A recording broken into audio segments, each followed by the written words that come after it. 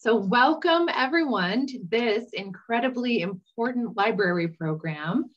My name is Meredith Dooney. I'm the program coordinator for the Lawrence Library in Pepperell. And I want to thank you for joining us tonight and taking the time from your busy schedules to hear what I am sure will be a tremendously helpful and beneficial message. I'm sure you've all read the background info on our presenter, Kari Eckert. But for those who may have decided to jump in at the last minute, Kari and Jason Eckert founded an organization called Robbie's Hope shortly after their son, Robbie, died by suicide at the age of 15. One of the Eckerts' primary goals is to raise awareness that regular conversations about mental health are normal and necessary. Robbie's Hope has a mission to cut teen suicide rates in half by 2028 by spreading their message through a number of channels, especially an in-depth guide created by teens to help parents and other trusted adults initiate and navigate these ongoing conversations with the teens in their lives. The guide is a reflection of how they, the teens, would want a trusted adult to engage in these conversations with them. And it can be downloaded from their website, Robbie's Hope. That's Robbie's, ROBBIES -hope.com. Here at the Lawrence Library, we have a number of physical copies of this beautiful handbook available. So please feel free to stop by and take one to keep. I also just really quick want to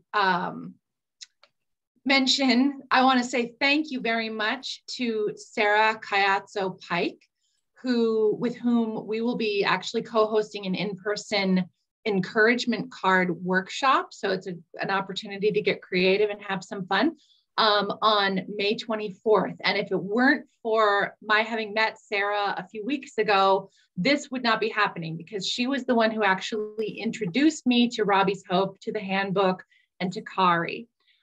So please come to the encouragement card workshop, details at lawrencelibrary.org. And if you have any questions for Kari tonight, please wait until the end of the presentation and then she can address your questions from the chat, or feel free to raise your hand, whatever works for you. And now, Kari, I will turn the floor over to you. Thanks, Meredith. Really appreciate that introduction. Hi, Sarah. It's nice to see your face here tonight. And to everybody here, whether you have your camera or not, I just say welcome.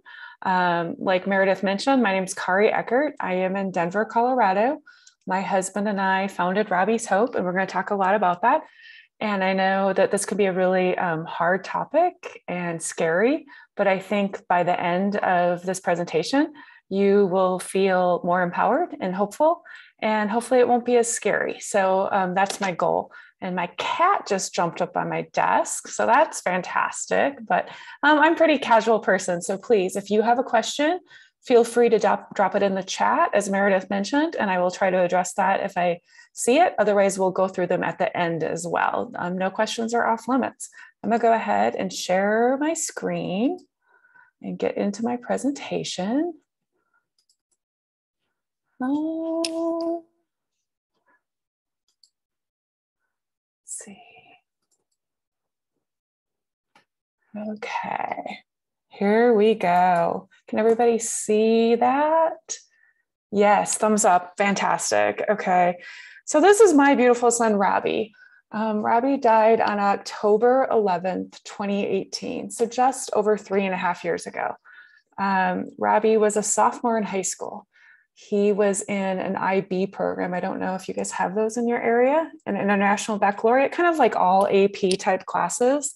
And I don't know, I use the terminology that Robbie wasn't on anybody's radar screen for being at risk for suicide. I think a better way to explain that is that Robbie on the outside looked just like this in this picture. He was smiling, he was happy. He was a normal teenager, very typical. He was not in trouble. School was really, really easy for Robbie. He was very, very bright. He was a student athlete. He had just finished his second season of junior varsity tennis. He was a swimmer. I'm super well liked. My husband and I, Jason, were actually at parent-teacher conferences when Robbie took his life. I had the blessing of being a stay-at-home mom for 12 years. I drove Robbie back and forth to school every day, including the day that he died. Robbie never mentioned that he was struggling with anything. That's the difficult part about some suicide, especially teenage suicide. So that's our ribbon that we came up with. One of Robbie's friends drew that. We've tried to engage teens in all of the work that we're doing. And they put Robbie's dark black Ray-Ban glasses on top of the teenage suicide prevention ribbon. That's their traditional ribbon for teenage suicide. And then our big messaging there, it's okay to not be okay. It's okay to not be okay. I don't think Robbie heard that in his life. He kind of went along with the norm that society tells us, especially in a high-performing school and being a high-performing student and athlete, that you got to put your best foot forward all the time. And we have listened to teens, and we've got to give them an opportunity to say, hey, this is hard, as is parenting, as is parenting. So I'm going to go ahead and forward. This is, let me see here.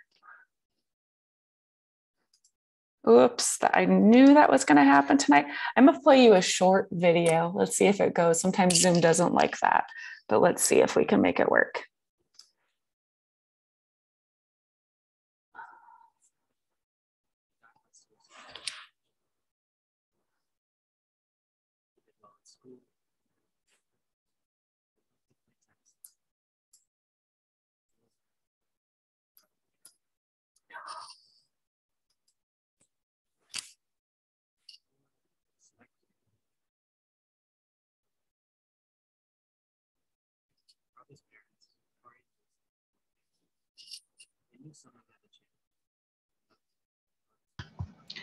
Kari, I don't know if it's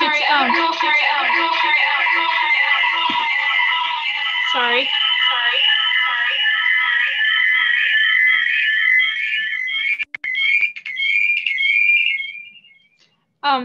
I don't know if it's anyone else, but I couldn't hear the video.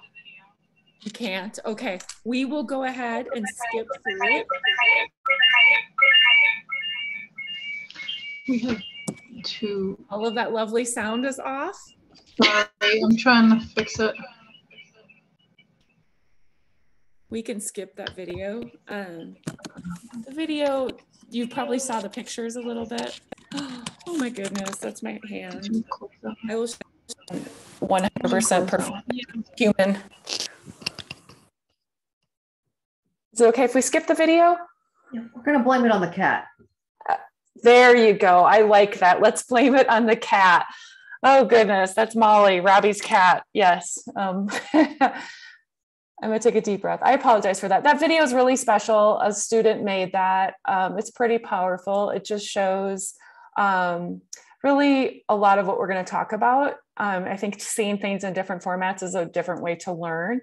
But our mission, let's just start right there. Our goal at Robbie's Hope is to reduce the teen suicide rate in half by 2028. So within 10 years of our founding.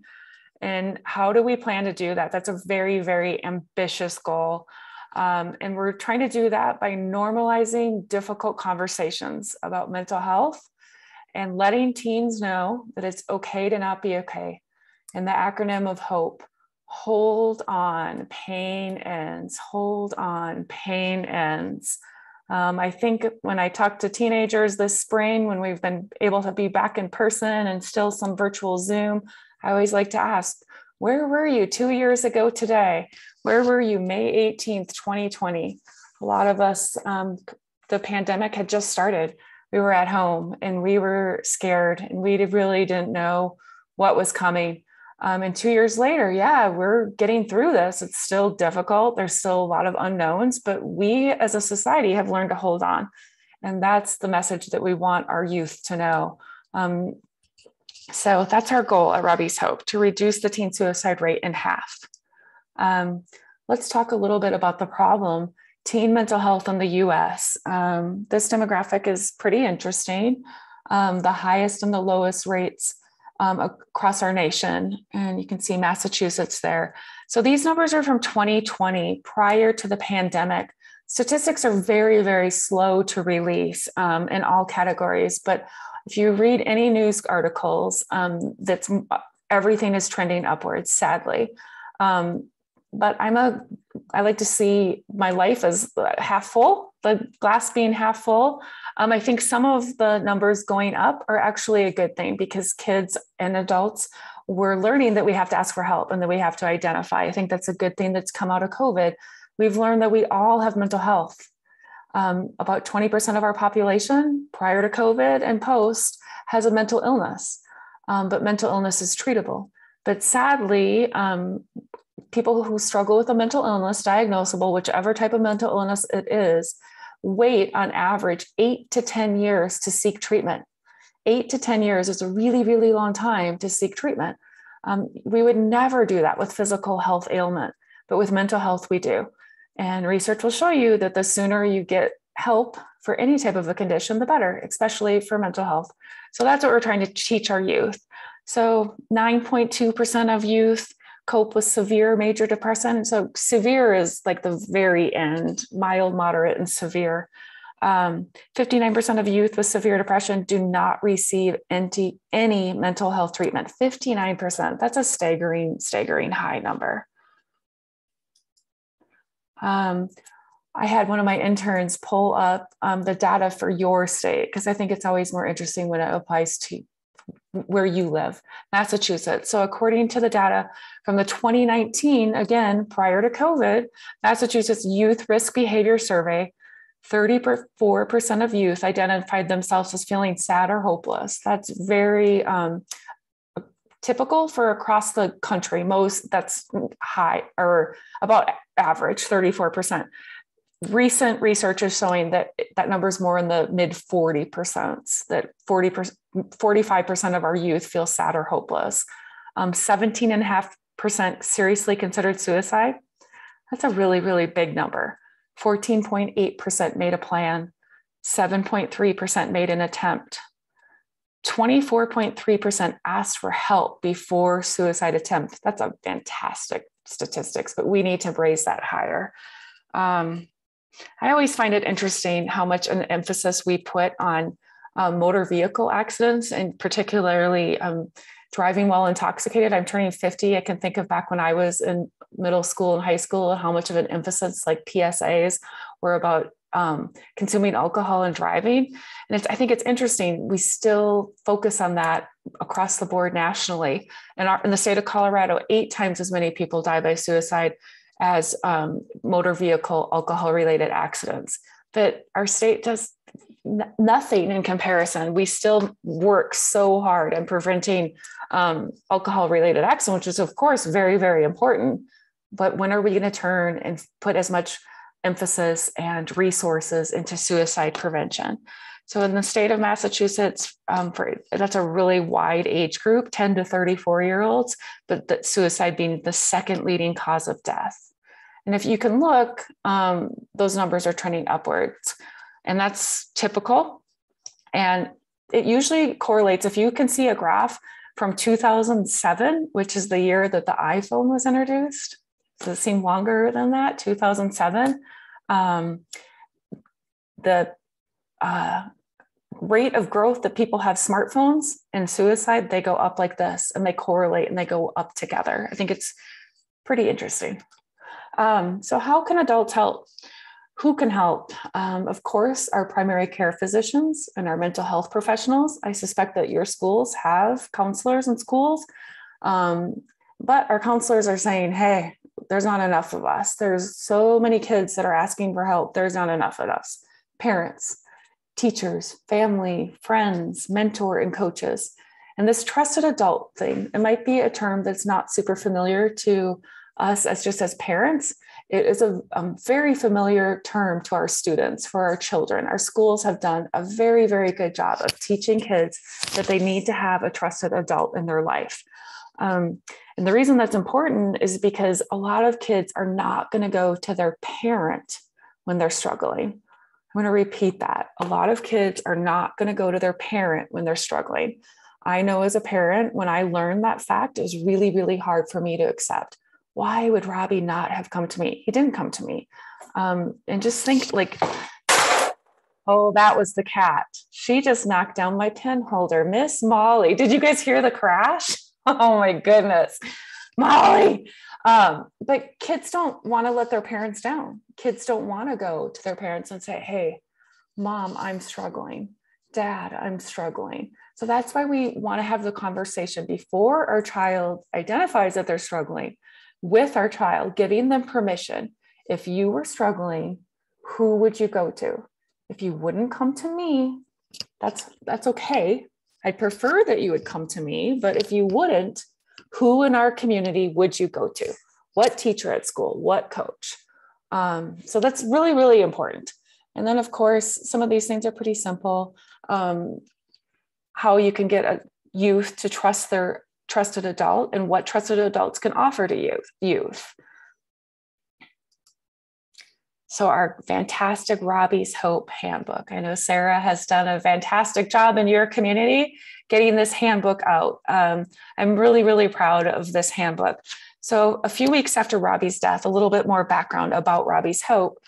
Jason and I went to Robbie's friends and we said, what's going on? What are adults missing? Because we learned that teen suicide is the leading cause of death in Robbie's age group. And we just started listening to kids, and they were very, very familiar with those statistics that I went over, that many, many of their friends were struggling and that they weren't going to adults.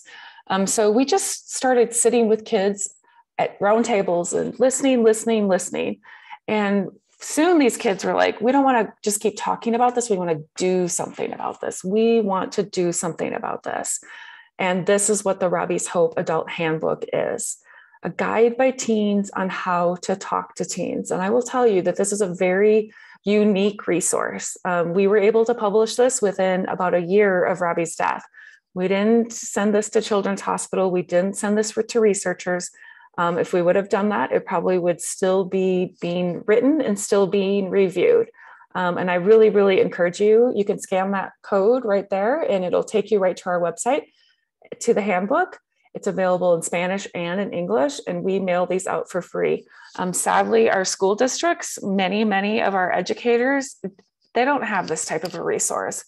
So I'm really, really proud that we've been able to mail this to many school districts, to many parents. We've mailed almost 200,000 copies of these to date. So, and for free. Free is really important for those of us that are familiar with the education system. Our education system does not have enough resources to be able to cover these types of things. So I want to go over, like, what do you look for in our youth, in our children, that could indicate that something's going on? A sign or a symptom of a potential mental health crisis. We break these down, professionals do, people, therapists, physicians, into two different categories, emotional and behavioral. You can all read, you can go through these. You know, think of these words: drastic changes in moods and personalities. We could use the word excessive. And the reason is because typical teen development is really, really complicated. Our youth are very, very complicated. They have big mood swings. But if physicians and therapists, they will tell you that if your child's mood swings last for 2 weeks or more, that's when it could indicate that there's something deeper going on. Of course, a young person is going to respond to something happening in their world. May that be, you know, they get in trouble. May it be something that happens at home with another family member. Right now, there's a lot of youth that are really concerned about the economy, just like a lot of the adults are. They may not get into that college that they want if they were a senior. They may not make the team that they want, and they're going to react just like we do. We're human. We have emotions. But if those reactions last for more than 2 weeks and they seem severe, that's when it might indicate you need to ask a little bit deeper question. So now going on to the behavioral changes, withdrawing, changing their interests. Of course, self-harm and substance abuse. We don't want our kids using substance. We need to be honest. A lot of young people do use substance, sneaking. And I know that's hard to hear as a parent. But if you ask your kids what's available at your school, being middle school or high school, and if they are honest, they will tell you there's a lot. There's a lot of things that are available. And I guarantee you in your community as well. We want to keep our blinders on, but it's just not the way that it is. Unusual behaviors, difficulty concentrating. I will tell you the one that I am sensitive to is the changes in sleep. Sleep is when our body heals. And when our sleep is off, just like us as adults, when we're reacting to something, if we're not getting that good sleep that we need, we can't be mentally strong. We can't use our day on a day or use our mind the way we're supposed to. And I will share with you that Robbie did indicate that's the only indication that he had was he told me a few nights before his death. He said, "Mom, like last night I couldn't stay asleep." And I said, "All right, like what should we what do you want to do about that?" We're a family. He said, "Could I take some ZQL?" "Yeah, you can take some ZQL." And he took it one night. And I remember the next morning asking him, "Did that help?" "Yes, it helped." "Do you think you need it again?" "No, I don't think it again." Like that's the problem with suicide. I have very great clarity about the week, 10 days prior to Robbie's death. And that's me looking at things through a microscope. If Robbie wouldn't have died, I probably would not have remembered that moment or that he needed that. But just think of our young people, many of our kids, they're sleeping with their phones by their bed. They're not getting good rest. And as your child ages, you got to come to what works for your child together. I'll talk about that a little bit more about social media and our phones, because our kids take a lot of the blame for that. And we're usually not in a relationship to tackle that together versus just being the authoritarian, like you can't have your phone. Taking a kid's phone can be really detrimental to them. So when is conversation crucial? When is it critical? When that youth shows a drastic change in mood or displays a lots of interest and activity. If there is a death by suicide, that's a time to have some conversation. Excessive anxiety. I like those words better. What's most important is to start these conversations well before you need them. I think as a society, we have put most of this screening and identifying kids on the shoulders of our educators and our physicians. And our physicians and our educators don't have enough time and resources to be able to address these conversations with their kids. There's not enough therapists to treat all the kids that need it. So the more personal we can make these conversations, the better. So how do you initiate the conversation? How do you ask your child, "Are you okay?" Is the way you look on the outside the way you feel on the inside? Jason and I regret that we didn't have this conversation with Robbie. And, some of this, if you can't just break into it, it would be foreign. It would be like too much. Your child is not going to like answer your questions honestly if you just like set them down. Okay, we're going to have this big, deep conversation about mental health. We have to gradually go into this, ease into the conversation. Simple questions.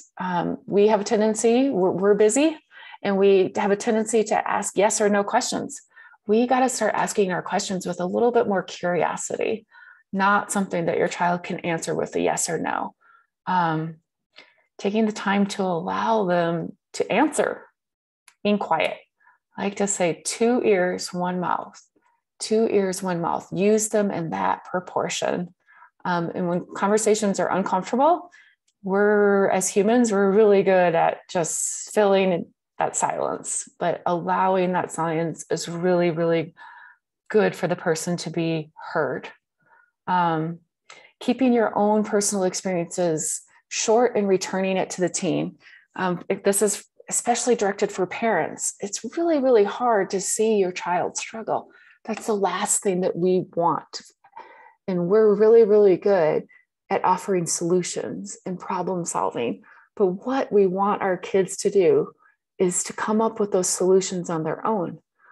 Help them formulate them, help them put their thoughts into action, into words. Just think of what, if you watch a movie or a film, or if you have personal experience with what therapy is, a good therapist asks a question, allows the client to answer, and then clarifies what they heard. This is what I hear you saying. Is that what you're trying to say? I think that if you can try to do that with your child, and allow them the ownership to the solution. Kids do not like to be told what to do. They usually have the right answer, the right solution to the problem that they're experiencing, but they just need some reinforcement. They need an opportunity to be heard and to just process their thoughts. If your child's not ready to talk, don't force it. That's not going to help. Just let them know, I'm here. When you're ready, I am here. Or like I said before, if it's not me that you're going to talk to, find that other person, that other trusted adult. Research shows a lot of teens are just going to each other. That is part of the problem with youth mental health and with suicidal ideation. And that's where we have to change. It's too much for our kids. Kids can't help kids. Kids have got to get an adult involved. So just communicating that to them, you're not going to be in trouble. You're not going to be in trouble. And you may have to risk a friendship to save a life, but treating things sooner and sooner before they escalate, the better it's going to be for all people involved. I think that blue line, I think I emphasize that highly, that they don't just want to be heard, not told how to feel. How do you navigate the conversation? Continue to ask open-ended questions. Just staying curious, listening without interruption. Kids are so keen on knowing if you're paying attention or not. And one of the biggest distractors is that most of us, this is like right by us all of the time. It's within arm's reach. The more we can put this down and away and keeping that eye-to-eye contact, and just staying open, the better the conversation is going to be. Take a break if you need to. You can't sit. This is heavy. These conversations are heavy.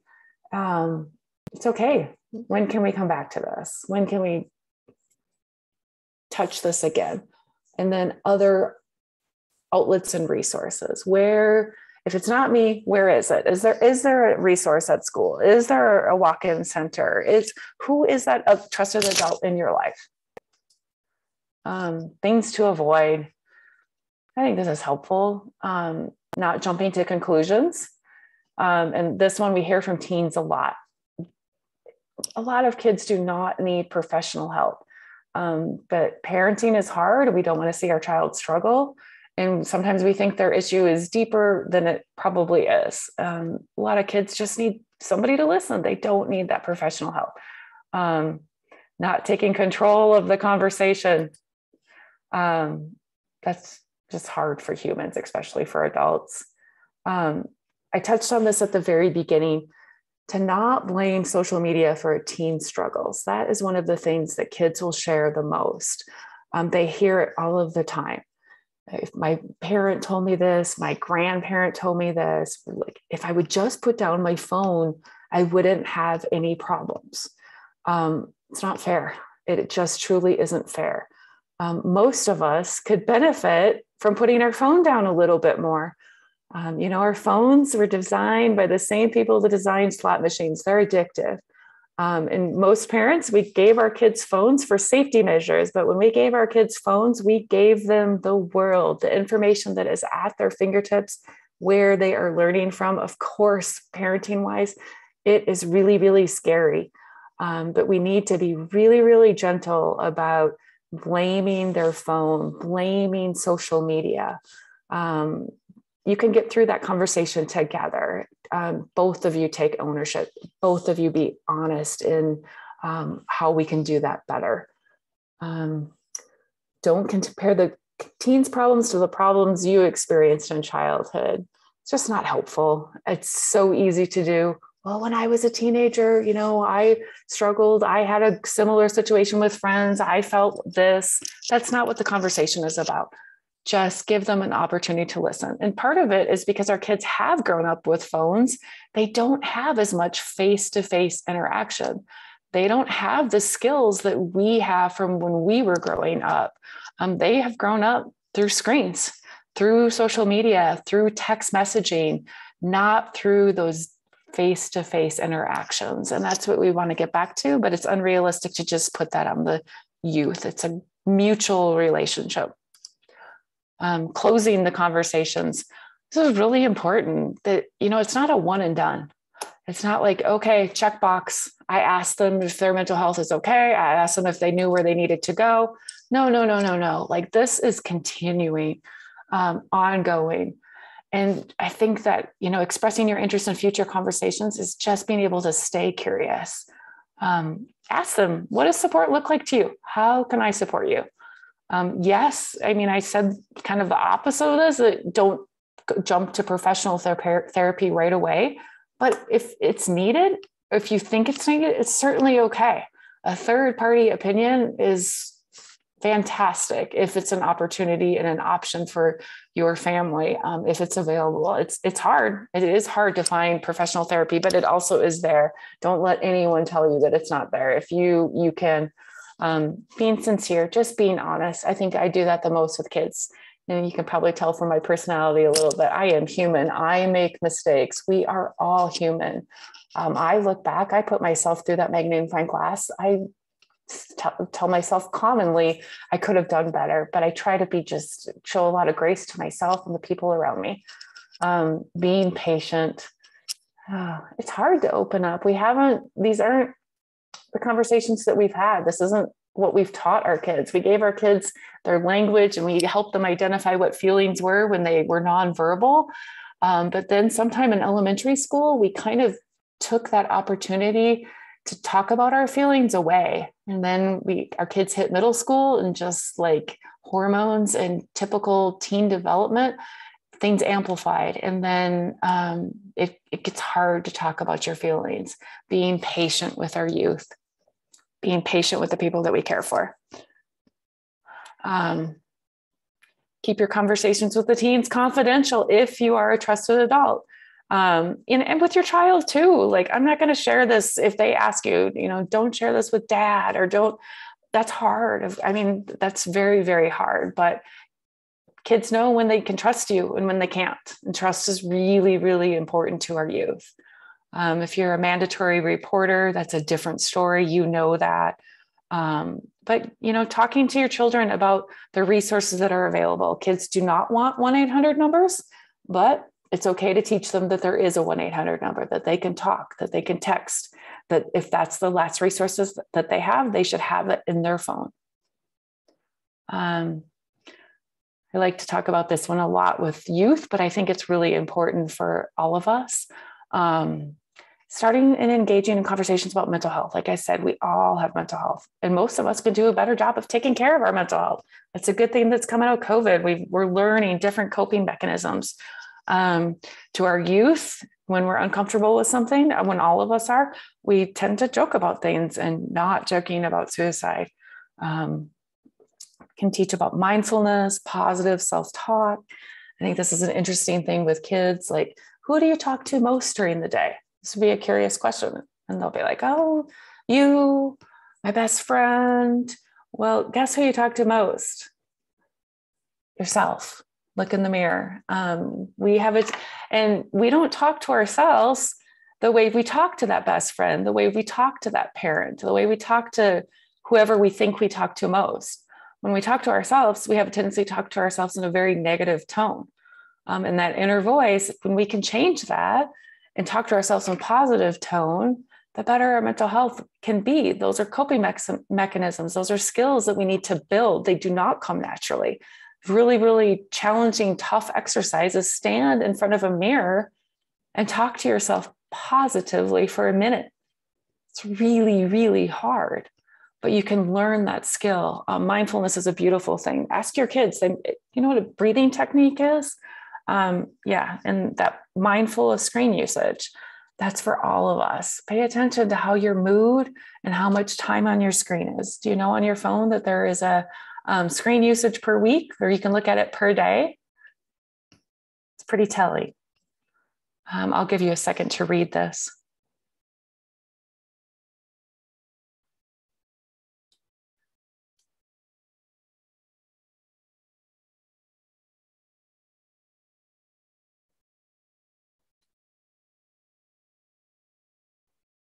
If you have the privilege of spending time with youth, we can learn so much from the kids. They are going to change. Like, they tend to be so much more open-minded. They don't see the labels that we tend to see as adults.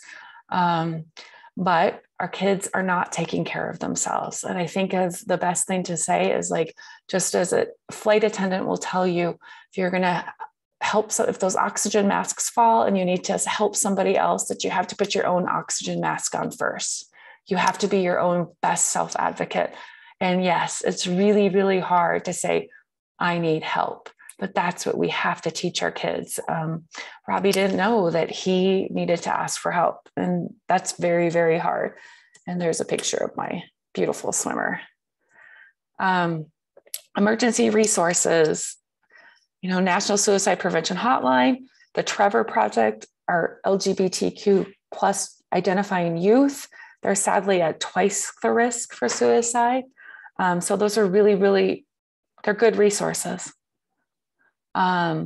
This one is for your state, that therapy matcher. That's really, really great. Probably, I could let you take a picture of this screen. This would be a good one to have a picture for if you're living in Massachusetts. Many, many states have a lot of COVID money to put towards free therapy for their youth. In many, many states, kids can receive therapy at a particularly young age without consent of their parent or their the adult. I'm slipping on the term there, but that's because sometimes it's safer for a kid. So that's good stuff. This is how you get a hold of Robbie's Hope. Like I said, her website, that's where our handbook is there. If you have youth in your life, as Sarah will testify to, we do a lot on social media. I didn't even begin to touch on our ambassador program. That's what Sarah is. She is an ambassador for Robbie's Hope, which is we're just trying to engage kids to use their voice and their community, because that's what's most important. A lot of organizations that are working in prevention work of suicide, they're trying to look for like this one size fits all. If we could do this in our community, we would solve the problem of teen suicide, or we would solve, and suicide is rising in many, many demographics. But there isn't a one size fits all approach. Mental health is a really, really big umbrella with a lot of different complex issues underneath it. And the more that we, in our opinion, that we can bring youth to the table and listen to them, the solutions that they see, the better outcome we're going to have. We have to have dialogue. We have to have, bring their voice and allow them to be heard. And like I mentioned, they have amazing, amazing ideas, and just like, we can't look at it the same way through our eyes, but looking at it through the lens of a youth is really, really empowering. Does anybody want to like unmute and ask a question? Thank you for bearing with me in my video that didn't want to work properly, and my cat in front of my screen. I hope this information is useful. But I am very, very open to questions, and I bet Sarah would even pop in and answer a question from a youth's perspective if you wanted it from that as well.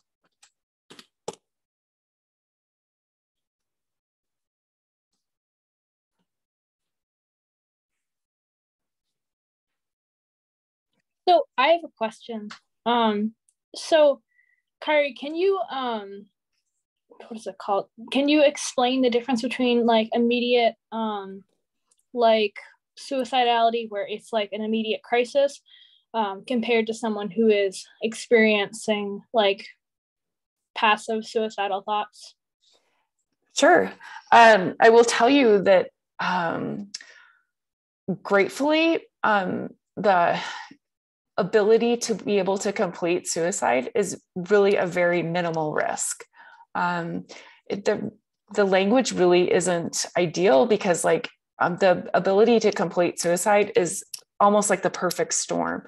But yes, a lot of people can live with suicidal ideation their entire life. And that's, I think, if you look at that, it makes suicide potentially less scary. Like the risk of your child dying by suicide is relatively small. What's more important is that your child is struggling with a potential mental health condition or just depressed, dealing with anxiety and not knowing how to talk about that and what to do about that. Is that a fair answer, Gina, or not? Do you want? Yeah, You tell her who you oh yeah, this is Sarah.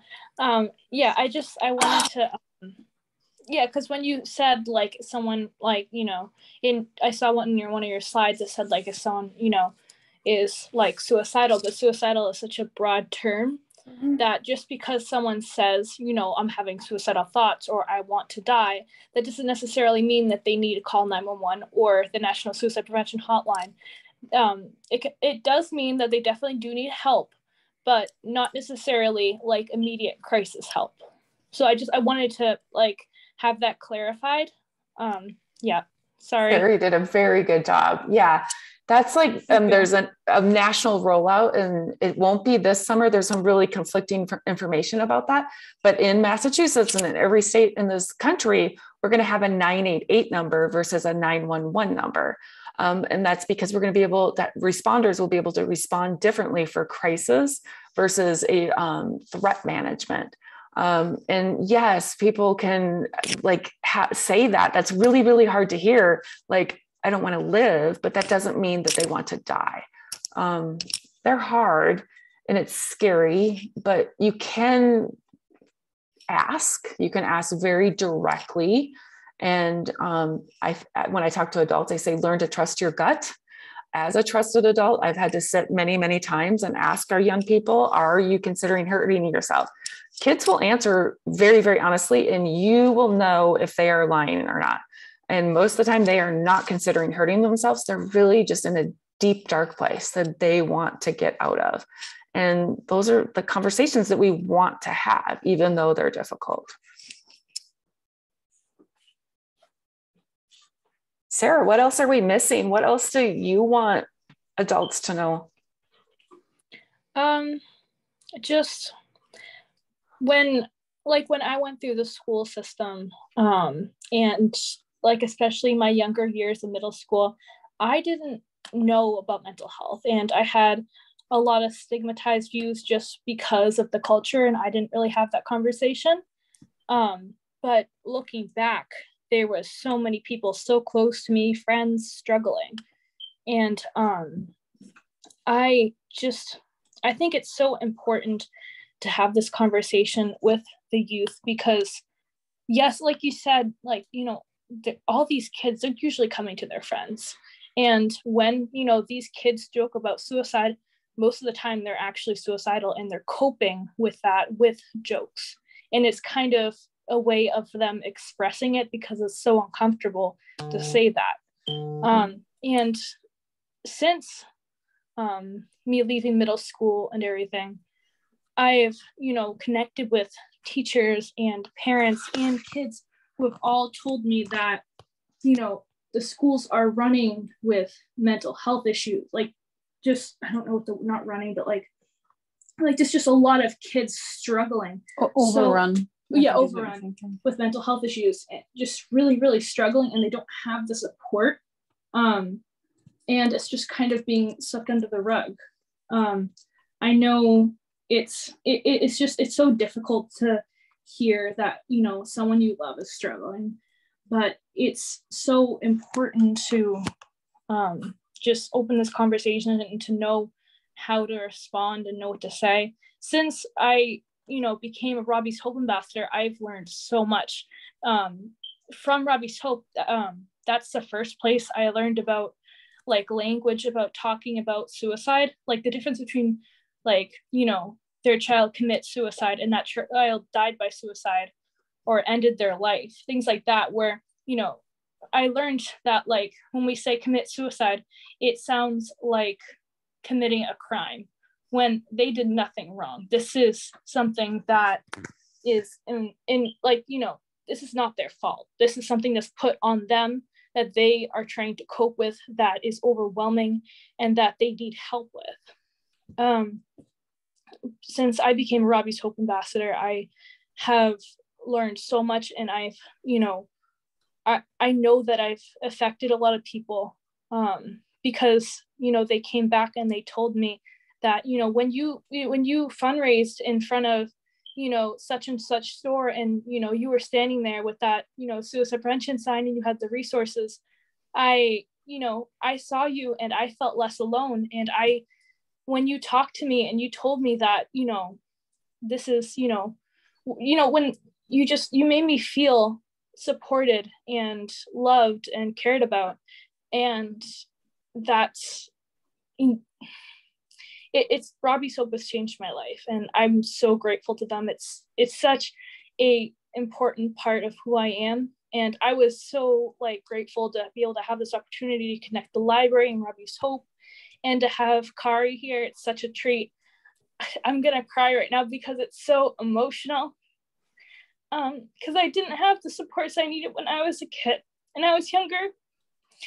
And now I know I can do that for other kids who needed that. So thank you. Thank you for being here. Sarah, we are so very proud of you. You are a prime example of what happens when a young person is educated and has the power to use their voice appropriately. I'm super, super proud of you. I was tearing up as I was listening to you speak, and I suspect there's a lot of other adults on the call too. You brought up a really, really important point of that in middle school, you felt like there wasn't options and you weren't heard and you weren't supported and you weren't loved. And that's one of the biggest problems is we expect as parents that our kids, that isn't that way in middle school, isn't that way in elementary school. Mm-hmm. But as a society, what we have done is on our educators, on our systems, the way they are built, is our schools have to produce students that can get these test scores and get these reading levels and whatnot. That's how people get paid. And that's the societal shift that we need to change. The expectations that we have put on our youth, they're not fair. You know, how are you going to be the top of your class? How are you going to get that D1 scholarship in the sport that you play? If we can't take care of the whole person, we're failing. And that's kind of what we're doing as a society. And that's why this topic is really, really scary. But you really broke it down, Sarah. It's much simpler. It's about showing people that they matter, showing people that we care about them. It doesn't need to be scary, that there's hope, that we can get through, that it's okay to not be okay, that it's okay to ask for help. I'm super, super proud of you.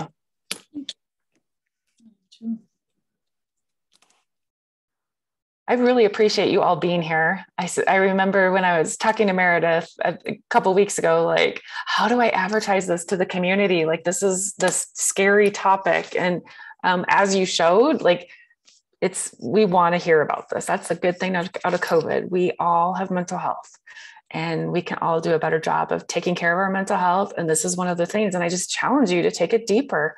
Like, what is it like? What are the tools in your toolbox? And then when you think of your kids, ask them, like, what would you do in this situation? Staying curious. Anything else? Thank you so much. I just want to say thank you to everyone. Thank you, Meredith and Sarah and Kari. This was really great. I'm actually at another library. I've been covering the desk here, so that's why I've been kind of looking back and forth.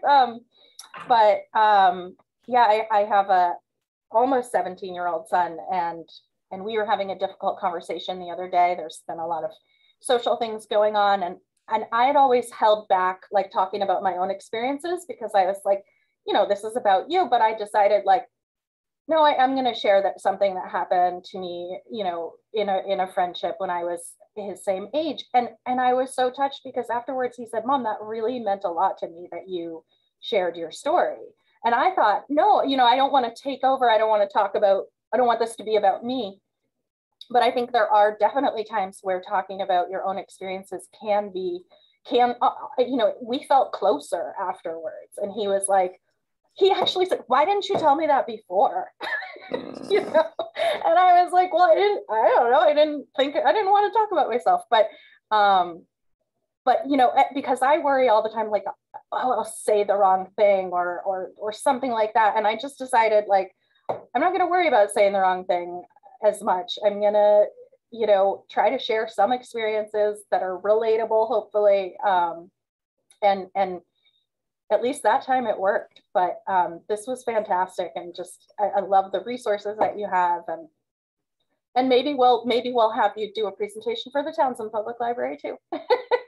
Molly, that was great though. And like how you can like sum that up is being vulnerable with your team, being vulnerable that you're with somebody that you're trying to have a conversation with. Like, I'm human too. And now I have to go because we have to close our library, but thank you very much. And it was good to see some of my friends here who I know. So thank you so much. And I will pop off now. Thank you for being here. I do see a question in the chat. There's actually there's a few comments in the chat. Oh yeah. And one question, but so yeah, there are some accolades here and thanks from Kevin, from Annette. Ooh. So nice, Catherine, Susan. So yeah, are you able to see these, Kari? Yeah, I can see the one question. Are there questions one can use to sort of screen someone for suicidal thoughts without sounding like you are asking about suicidal thoughts? So there's you actually do ask directly, are you considering hurting yourself? Are you considering suicide? That's what, like, we have this myth world that you can like plant the seed of suicide. You can't. You need to ask it very, very directly, and you need to ask it like, there's a difference between, are you considering suicide versus you aren't considering suicide. Are you considering suicide versus you aren't considering suicide. Are you? Because the way I ask it first, are you considering suicide?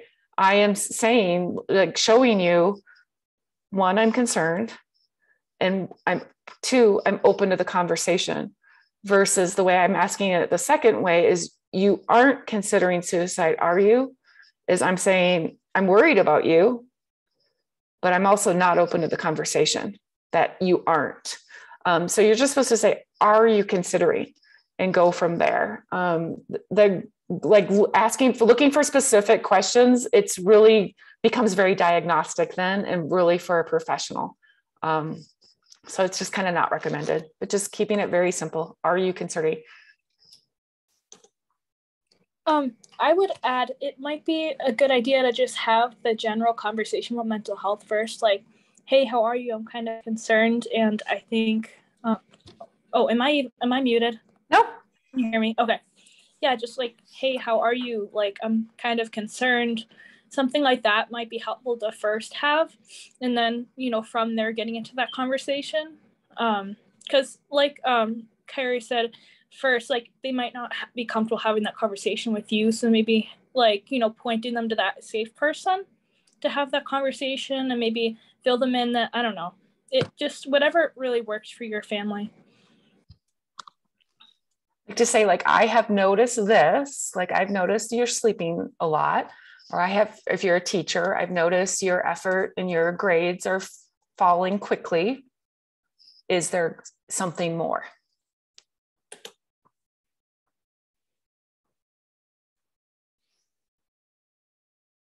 Sarah, you're going to go into this field. You're pretty educated. I'm hoping to be a psych nurse. Yes. I'm hoping to go into nursing. Good. Thank you.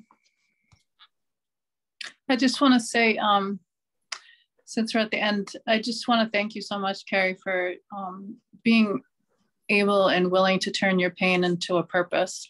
And you've just really shown Sarah and me, like, so many people that we've spoken to, you know, how to come through some of these things and make a difference in the lives of others. And just through Sarah's determination alone, what you've provided her and us to share with literally thousands of people, these pamphlets and bracelets and stickers, I just can't even tell you, you gave us the resources to actually do that with so many people. And there's been so many people that have, you know, stopped and said to Sarah things that you just never would know that it was that important and helpful and meaningful. And we walk through our lives passing people all the time and we just have no idea. And this has caused us to be able to like stop and have those conversations that were meaningful and helpful, and that people have said so. And it's helped us so much as well, you know, personally. So I just want to thank you for that. Yeah, thank you. You're very welcome. Thank you to both of you. We also have I think we have 2 more questions, but first I want to like say, someone said how they're having a tough time with getting like resources through a pediatric office. And I just wanted to say, going through some of the local organizations or nonprofits like NAMI, things like that, could also be really helpful. Psychology Today is a great resource. Yeah. Psychologytoday.com is a really great resource to find a therapist that is accepting clients. They do a really good job of weeding out, because you can spend weeks playing phone tag with somebody. And the physician's office, sadly, it's just like our schools. We just keep putting more and more on our physicians' plates with less. I mean, they have 10-minute appointment. So that's, it's just part of our society, what we've done, the systems we've created. Yeah, generally, I've noticed with the pediatric offices or general, like things, they usually aren't as like, they don't know a lot about the resources, or it's just kind of so specialized. Yeah, they're not specialized. Yeah. So it might be more helpful to see someone more specialized. I can put together some of the resources I've found too and send it to Meredith, and then she can send it out to the person in the chat as well. Maybe just, it's really just about like clicking all the links and hopefully coming up with something at the end of one of them. Yeah, so. And someone wanted to become know how to become an ambassador. Oh, so yeah, a website. Like talk about that. Yeah, and then I see that Sarah has a question. Our website is full of information. It's directed towards teens, but there's a place on there to apply to be an ambassador. So if you have kids, you can direct them there. Susan, do you have a question? More of a comment for another resource. Yeah. It's called Project Interface. And the North Middlesex Regional School District is made up of Ashby, Townsend, and Pepperell. And any resident of those 3 towns can leverage Project Interface. And what they do is help connect you to resources, I believe specifically a therapist. The school website, NMRSD, if you go to the For Families section, there's a mental health section, and they give you the phone number that you can call. This helpline assists callers by gathering information about a mental health concern and connects callers to referrals for mental health professionals based on insurance, specialty area, fee requirements, and availability. And the call's anonymous. And I can put in the chat the phone number, but that information is on the North Middlesex website, like I said, under For Families, under mental health. No, but I'll type the phone number in here now. Thank you for sharing. Cool. Yes. Amy. Hi. Thank you so much for sharing your story and for, I'm going to cry for just having this. This is great. People need to know about this. I work for the North Middlesex School District, and Susan, the information that you're offering, they're changing to a different website, and it's called Care Solace, and I'll put it up on the chat. But I think it might be on the website, or it might have, but I think at the end of either June or the end of May, they're changing it to a different source. So I will put that up as well. But I just want to say thank you very much. Really You're welcome. Thank you. I will comb through the chat and collect any information in there that I think people, want to gather, and then I can email it out to everyone. Cool. So, and Kari, I know you have another engagement. Because you're 2 hours earlier than we are. I'm off to a graduation party of one of our interns. It's graduation week here in Denver. So I can sign off. If you guys have a question or anything that I can help you with, I will drop in the chat box my email, and please reach out if there's another group we can speak to, anything like that. And thank you so much for your time, for being here, for sharing all of this important information with us, and just such an incredibly powerful message. We really can't thank you enough. And thank you, Sarah, for chiming in and contributing. It's been so great to have you. And I'm so glad that we met a few weeks ago. And, like I said, we wouldn't be here if you and I hadn't met. I wouldn't have known about any of this. So amazing. Absolutely amazing. Meant to be.